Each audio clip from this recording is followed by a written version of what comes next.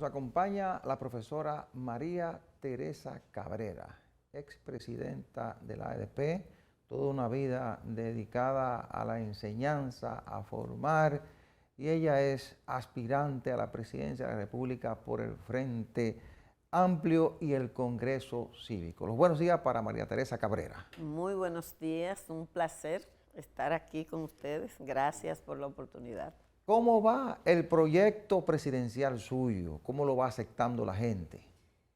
Vamos bien porque nosotros estamos, como alguna vez dice Manuel Salazar, trabajando un 3 en 1.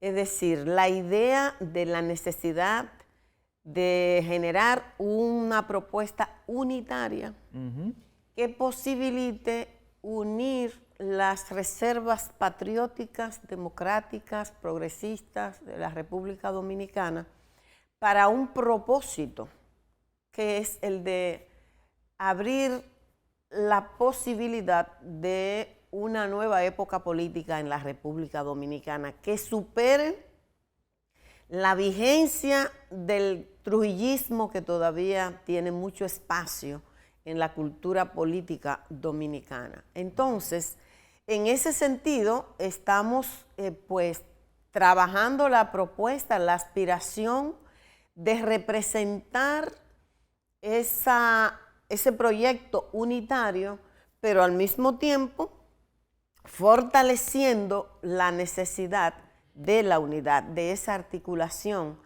como posibilidad de unir las reservas que están muy dispersas en la República Dominicana históricamente.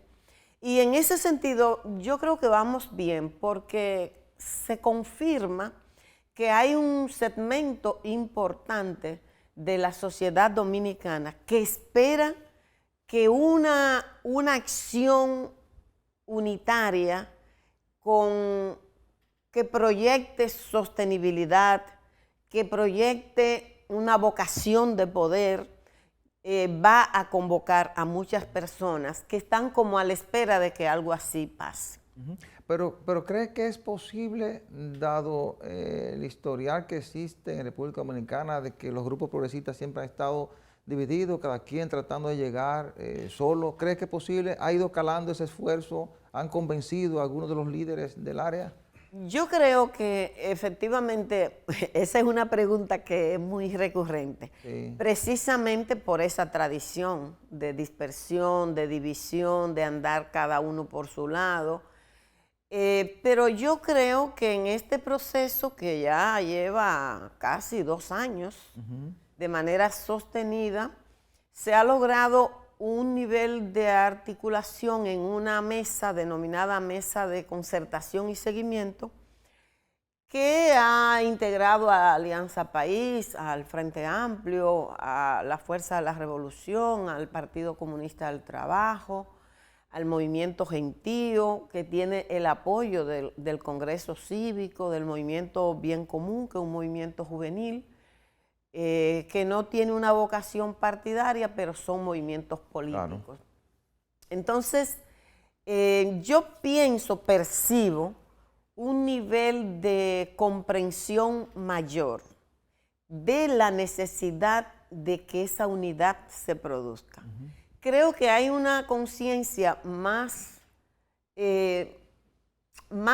plena en relación a que incluso la propuesta unitaria no puede ser pensada para una coyuntura, como la del 24 que viene ahí, sino que tiene que trascender esa coyuntura electoral, pero también que no es un fin en sí misma, sino que tiene el propósito de, una vez articulada, poder unir a otros colectivos, a otros segmentos, a otros ciudadanos y ciudadanas que simplemente de manera individual no le convocan ninguno de las expresiones organizadas, pero el proyecto unitario sí le convoca.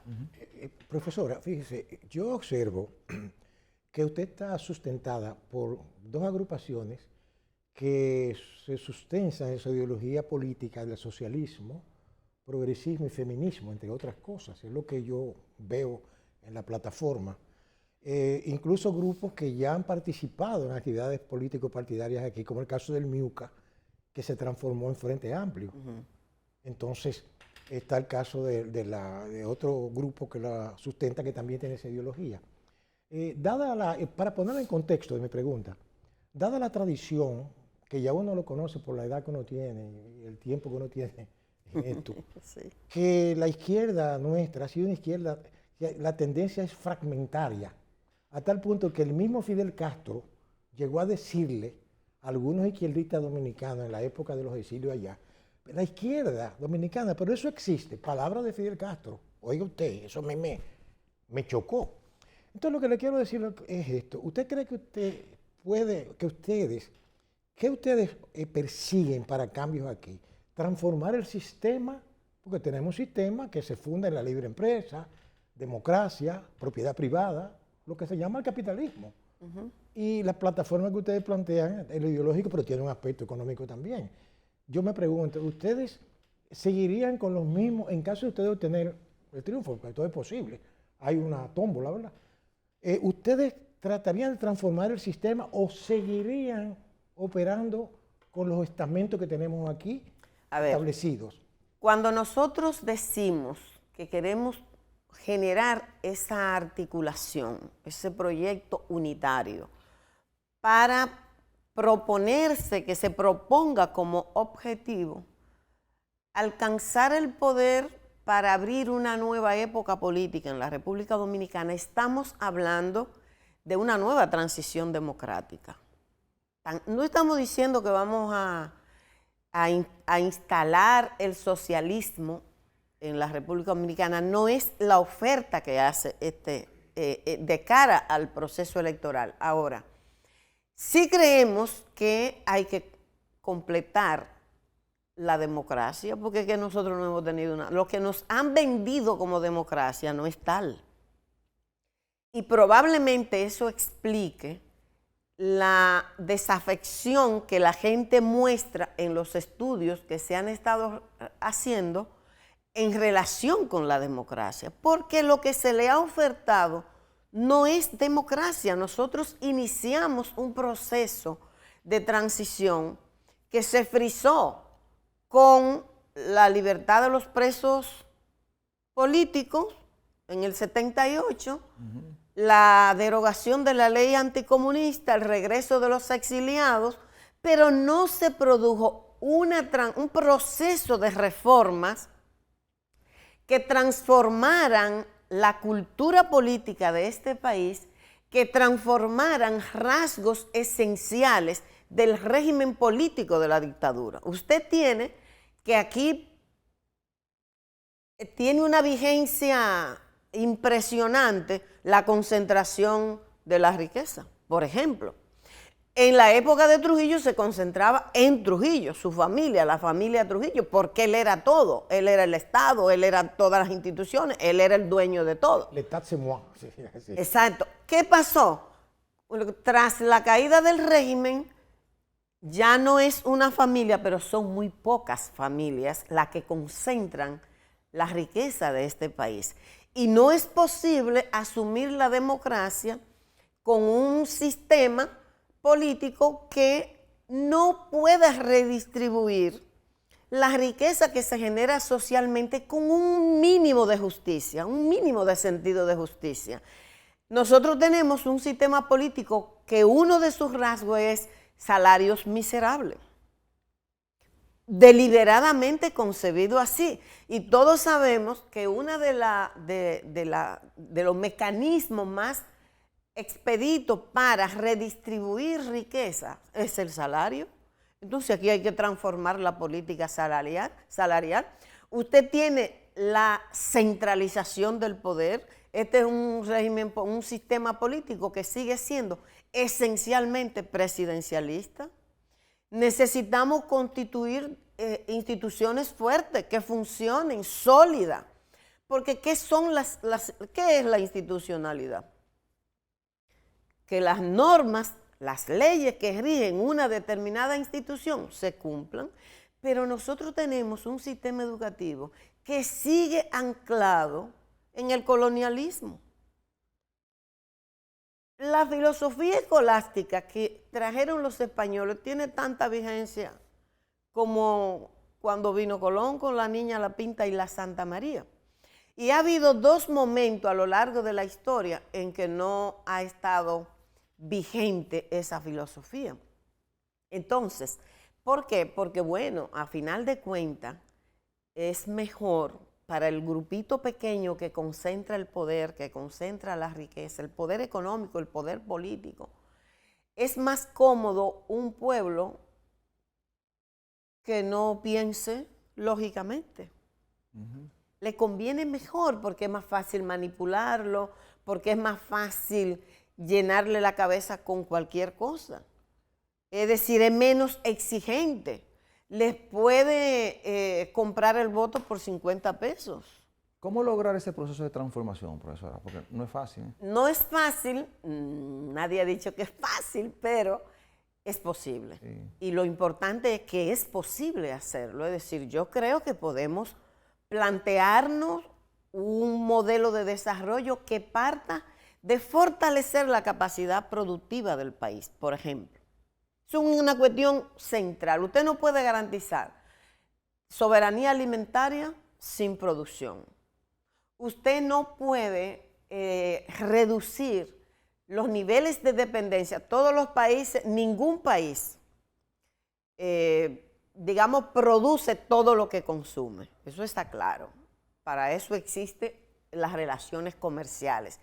Pero hay que fortalecer la capacidad productiva porque eso es una cuestión fundamental para garantizar la soberanía alimentaria, pero también para generar empleo, pero también para generar riqueza, para poder redistribuir. Hay que transformar el sistema electoral de la República Dominicana, es muy inequitativo. Está pensado para que los partidos grandes sean los que controlen todo y mantengan el mismo juego, de que deciden normas en el Congreso y si tiene algo de bueno, a pocos meses, semanas, ya están haciendo una reforma para introducir un artículo que mata lo que tiene de positivo. Necesitamos transformar el sistema educativo dominicano porque a fin de cuentas, ¿dónde se decide cuál es el rumbo de una sociedad? Es en la educación. Pero hay que entender la educación y abordarla y pensarla y planificarla en sentido amplio. No solo la educación escolarizada, que es una cosa, sino también pensar cómo, por ejemplo, el espectáculo que se vio en esta semana en Higüey con una fiscal y agentes de la policía es un contenido que educa para bien o para mal, porque la educación no se limita a lo que ocurre en el aula. Hay que diferenciar la instrucción de la educación. La educación incluye una dimensión ética, los valores morales que se forman no solo en el espacio escolar, sino en el seno familiar, en la comunidad, desde los medios de comunicación, desde el ejercicio de la función pública, porque el mensaje que manda la fiscal, por ejemplo, es que ella, porque es fiscal, ella puede andar en un vehículo sin placa y no dar explicación, no detenerse cuando una autoridad le pide que se pare para que explique. Entonces, esos son comportamientos de actores públicos que constituyen un acto educativo. Y aquí no se quiere entender eso. Si la escuela no está aislada, no está en el aire, está en un contexto, está situada. Entonces, todo lo que acontece en ese entorno social va a tener una incidencia en lo que pasa en la educación. Lo que pasa es que nosotros hemos llegado a un nivel tan dramático que estamos hablando que una cuestión que es propiamente de la educación escolarizada, como que los niños y las niñas aprendan a leer correctamente y a comprender lo que leen, no lo estamos logrando. Profesora, mire, permítame hacer una pausa para que al regreso continuemos conversando de estos ejes que son fundamentales para transformar la democracia que tenemos y completar el esquema que usted dice que se necesita para que logremos el desarrollo. Exacto. Nos vamos a la pausa, regresamos en breve con María Teresa Cabrera.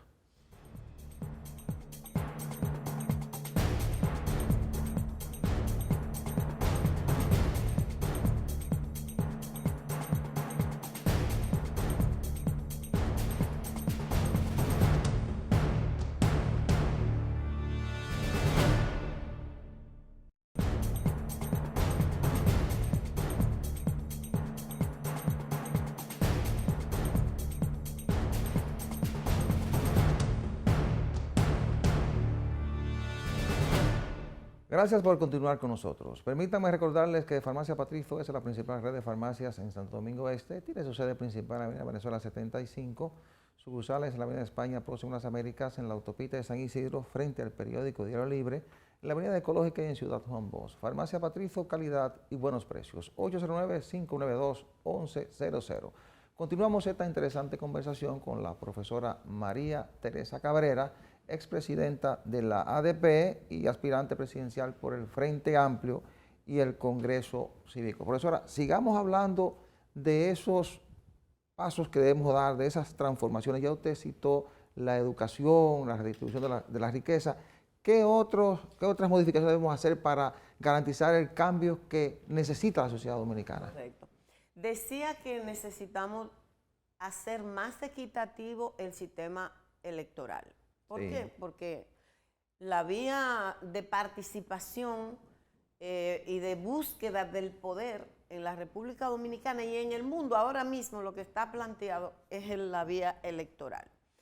Por lo tanto, hay que hacerlo más equitativo. En la República Dominicana esa es una tarea pendiente. Hay que hacer más fácil que un ciudadano o una ciudadana pueda plantearse ocupar una posición electoral, sí, que no sea tan difícil, que no te obliguen a que tú tienes que tener un partido, por ejemplo, para ser candidato a diputado, por decir una cosa, que haya más control, que garanticen la equidad entre los actores que van a participar, porque si se sigue dejando que el dinero sea el que marque, así no se puede. Entonces esa es una tarea. Otro tiene que ver con el sistema, la política fiscal, el sistema tributario y la política fiscal, que no es lo mismo, pero se articulan. Es necesario que se produzcan transformaciones sustanciales, porque es muy injusto también, es muy inequitativo. El que menos tiene, el que menos ingresos recibe, paga más en este sistema porque se prioriza el consumo como la fuente para obtener la mayor cantidad de recursos que el Estado recibe por la vía de los impuestos. Entonces, tiene que producirse una reforma que cambie esa orientación y que se preocupe por gravar más la gran propiedad y las ganancias, los beneficios, y no cargar tanto el consumo que a fin de cuentas termina afectando a los que menos tienen, cobrándole más impuestos a los que menos tienen. Eso no es justo. Entonces creemos que debe producirse una reforma importante que cambie la orientación y los principios en lo que se sustenta el sistema fiscal en la República Dominicana. Nosotros también creemos que a nivel político institucional tienen que producirse reformas sustanciales. El Poder Judicial, por ejemplo, el Ministerio Público, para que haya realmente la posibilidad de asegurarse, porque ahora usted tiene una procuradora que está gestionando el Ministerio Público y estamos viendo acciones que jamás habíamos visto, sin dudas, yo creo que eso está claro. Pero es por la voluntad de un presidente. Si el presidente quiere quitar a Miriam Germán, lo quita mañana. Sí, claro. Con un decreto. Entonces necesitamos que las cosas no dependan de la voluntad de quien está al frente del Ejecutivo, sino que haya una institucionalidad que la garantice. Entonces hay que hacer reformas ahí en ese sentido. Profesora, también. Y no quiero dejar el sistema de seguridad social, que entre el componente salud y el componente de la protección social. Profesora, usted es una importante dirigente profesoral de este país. Creo que usted fue la primera mujer que dirigió la ADP, me parece. No, la ¿No tercera. Fue? Ah, bueno, pero... La primera fue doña Sí, como a las Ibeliz. mujeres no le dan tanto chance aquí. ¿Te entiendes? Pero déjeme decirle algo, que usted como profesora, a mí no me gusta eso de profesor, maestra, que para mí es otra cosa. Sí. Usted, fíjese, yo recuerdo, cuando yo era bien joven en la universidad, que aquí llegó un técnico internacional, creo que chileno, en educación pública, llamado Felipe Richardson. Ajá. No sé si le suena ese nombre. Que en una investigación que él hizo determinó que los bachilleres que cursaban carreras en la universidad estaban a nivel de un sexto de primaria en lectura comprensiva. Y parece ser que eso no ha cambiado en este país al transcurrir de los años. Yo lo que quiero preguntar, focalizando por su experiencia como dirigente profesoral, como dirigente política, como maestra, ¿cuál usted cree que es la causa fundamental en una línea de que eso sea así? Si es algo, ¿cómo le diría yo?, programado para que eso sea así, o es fruto de la misma ineficiencia del sistema educativo dominicano. ¿Qué usted opina sobre eso? Lo que yo creo, evidentemente, que el proceso, cuando hablamos del proceso educativo escolar, ese tiene lugar en las aulas. Y allí se encuentran docentes y los educandos, educadores y educandos. Entonces, claro que las deficiencias que se puedan verificar allí no son inocentes, digo yo. Claro que hay un problema. Porque si usted tiene que los niños y los estudios, las evaluaciones están indicando, tanto las nacionales como las internacionales, que tenemos este problema. Ahora yo le pregunto, ¿desde cuándo usted está escuchando eso? Bueno, tengo toda la vida haciendo eso. ¿Qué se ha hecho? Porque, señores, eso no, todo ser humano es educable. No es verdad que hay un niño o una niña que no puede aprender. Todos los niños y las niñas pueden aprender. Ahora, se tienen que dar unas condiciones para que eso ocurra. Yo creo que en el problema de la lectura, si no es comprensiva, no es lectura. Si no comprende, no sabe leer, ¿verdad? Entonces, ahí se asocian una serie de... Me parece que es un elemento como urgente, ¿verdad? Que no estoy hablando de la educación en el sentido amplio, que me gusta siempre diferenciarlo.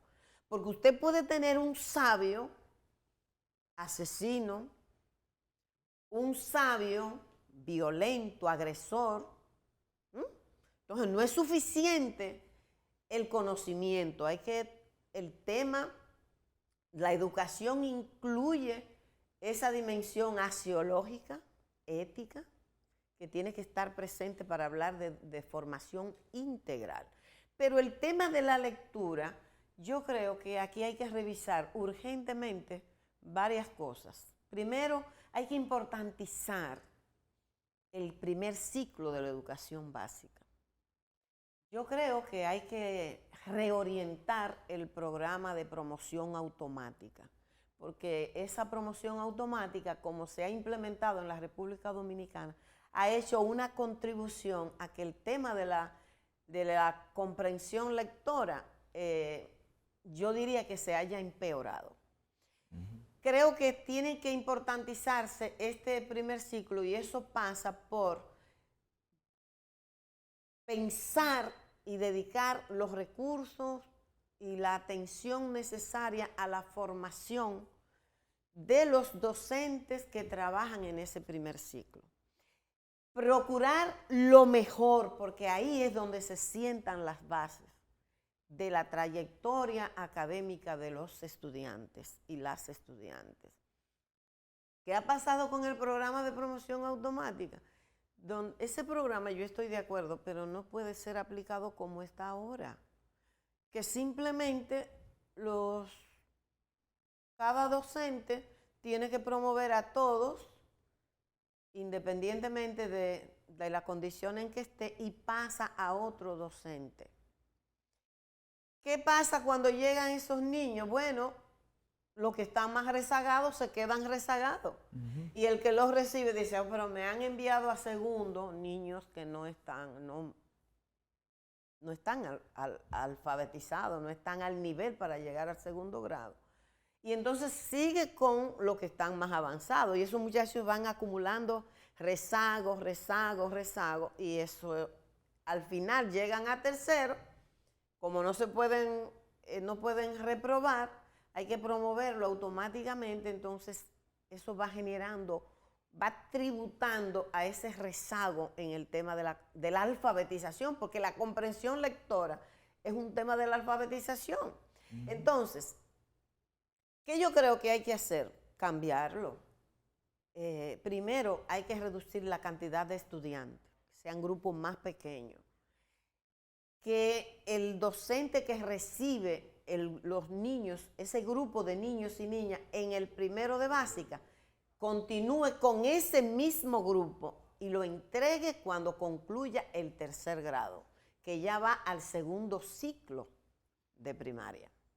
Profesor. Y esos profesores con un acompañamiento, una formación continua que realmente garantice que lo que se va detectando en la evaluación se vaya superando en el mismo proceso. Profesora, mire, finalmente, pues se nos acaba el tiempo, ¿cómo ha ido la gente aceptando su proyecto y cuándo se harán las elecciones? Bueno, ya hay una comisión designada, un delegado técnico y un delegado político de cada una de las organizaciones para el tema de la organización de la encuesta. Y yo le quiero decir que me siento muy bien con el nivel de respuesta de personas fuera del espacio de la militancia del Frente Amplio, que se ha querido incorporar, que se ha querido sumar, que ha querido contribuir de alguna manera con la propuesta. Yo pienso que el nivel de respuesta que he encontrado me compromete mucho porque es revelador de mucha confianza. Entonces, para octubre habrá un candidato de los grupos progresistas para participar en las elecciones del 24. Exactamente, para eso es que estamos trabajando. ¿Y quién será el que resulte o la que resulte con el mayor nivel de aprobación en la encuesta que se hará? Nosotros hemos dicho siempre que nuestra apuesta, queremos ser la representación de la unidad, pero estamos claros que la unidad es más importante que una candidatura particular y que también contribuir a generar una cultura democrática al interior de nuestras organizaciones, porque la ausencia de democracia interna no afecta solo a los partidos del sistema, también en la izquierda hace falta afianzar, cultivar una cultura democrática en donde aceptemos el juego democrático. Por lo tanto, si yo no resulto beneficiada en la encuesta, yo voy a trabajar 24/7 y estaré levantándole la mano a quien resulte con el mayor nivel de respaldo. Y eso es lo que la democracia. Bueno, profesor, agradecemos su participación en Espejo 360. Gracias a ustedes por esta oportunidad. Hemos conversado con la profesora María Teresa Cabrera, expresidenta de la ADP y aspirante presidencial por el Frente Amplio y el Congreso Cívico. A ustedes, muchísimas gracias por la atención prestada, la cordial invitación para el próximo domingo a la misma hora y por este canal. Buena suerte, buenos días.